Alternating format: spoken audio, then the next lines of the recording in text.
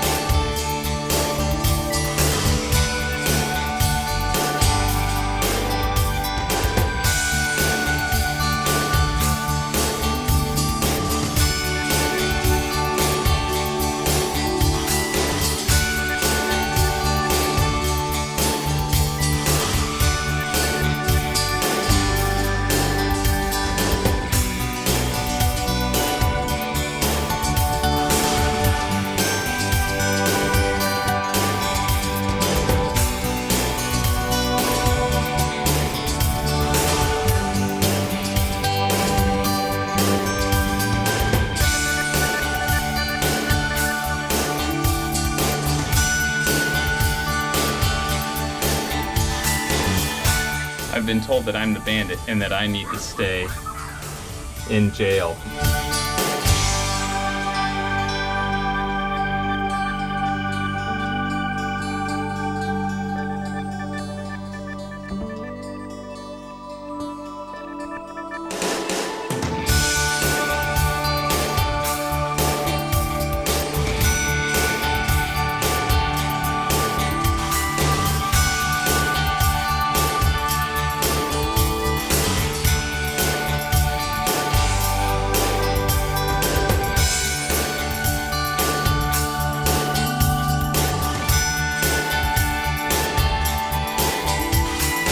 So we just finished up our trip to the McCormick Stillman Railroad Park, and this has got to be one of the best values in the entire valley. It cost us $12 for a couple of hours of entertainment. The $12 is for the train ride. Other than that, everything else is free. So this is a really cool place.